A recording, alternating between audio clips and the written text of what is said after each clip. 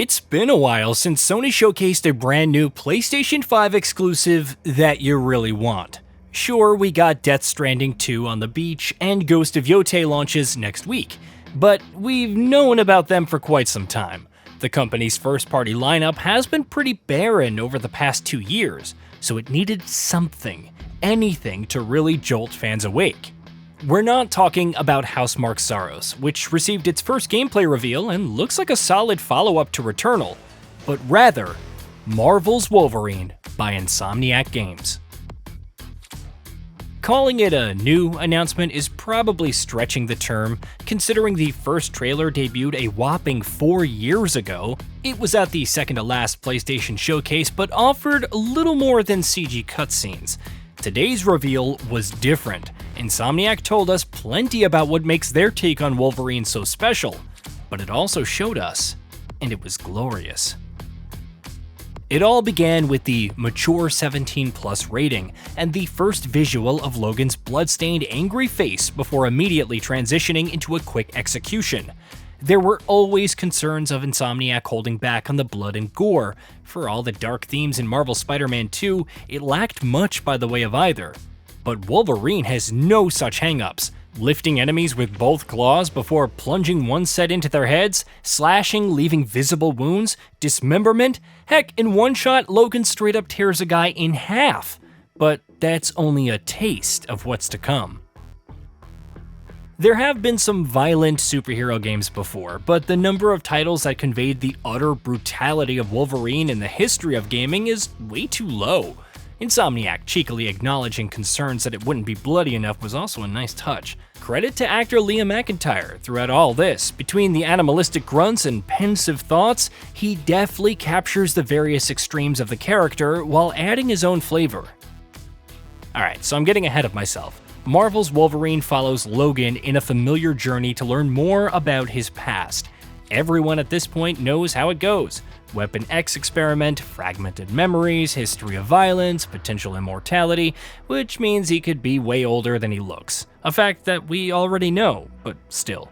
We've seen and heard it all before. Even the Reavers, a familiar antagonistic faction, appear to try, in vain, to oppose Logan.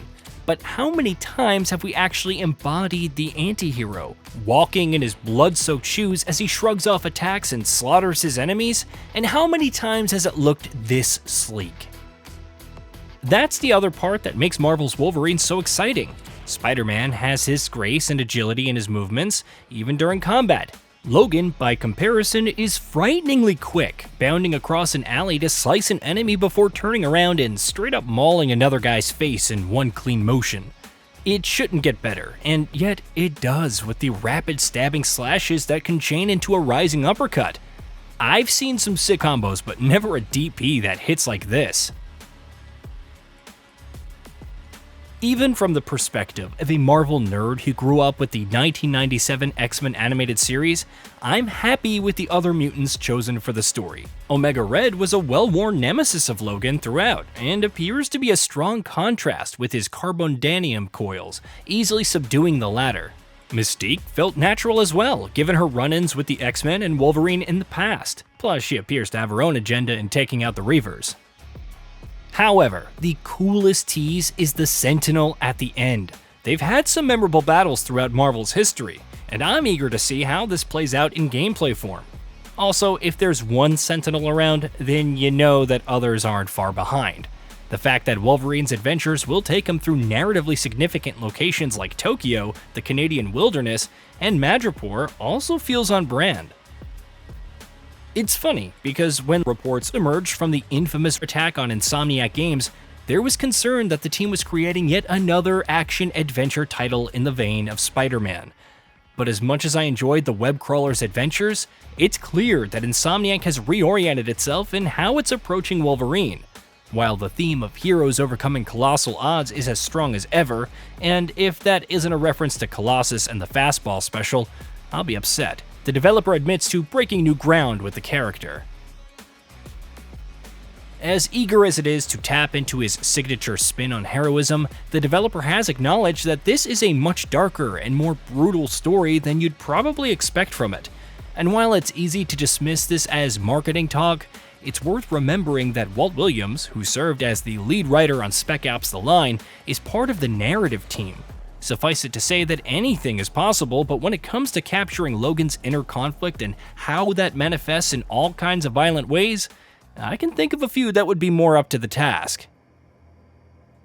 Another interesting reveal is how the Reavers are one of our enemy factions, which could mean other threats for Logan to overcome. The fact that he's venturing to Japan gives me the hope that we'll see, or at least hear, about classic villains like Lady Deathstrike and the Silver Samurai. Maybe Logan's trip to Madripoor involves a run-in with Viper. It's probably too much hope for Master Mold, but again, never say never. Perhaps the best part of this entire presentation, alongside everything else, is that Insomniac revealed just enough to get us excited without overplaying its hand. Because for all intents and purposes, many of us already know about the character and what he represents. What we really wanted to see was how Insomniac is adapting those mythos into a video game. Suffice it to say that it's blown away expectations, even if there's still a lot more that we need to know going in. How will Logan's healing factor work? Is this a linear single-player game, one with a large open world, or something in between? How long is it? And so on. Marvel's Wolverine launches in fall of 2026 for PS5, and it's more than likely to meet that release window. Obviously, Sony needs a lot more to fill its release window than just 2 high-profile exclusives, much as I'm looking forward to Saros. However, for the first time in a while, I forgot that we haven't heard about what teams like Bend Studio, Guerrilla Games, Firesprite, and Santa Monica Studio are working on, or that Naughty Dog's Intergalactic is a long ways off. I forgot about Sony's failed live service push and how there are still titles like Bungie's Marathon or Haven's Fairgames, assuming it hasn't been canned due in the near future. Heck, I almost forgot about the previous half hour of the State of Play, which had some standout announcements, but otherwise felt like your average showcase. For the first time in a long while, PlayStation felt like the premier destination for AAA single-player titles that you couldn't find on other platforms.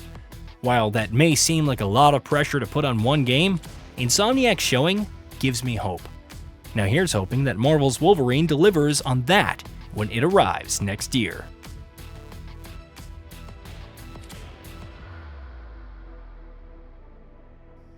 Hey, did you know that we at GamingBolt upload new videos every day? Stick around, drop a like, subscribe, and hit that bell. And let us know what kind of content you'd like to see in the future with a comment below.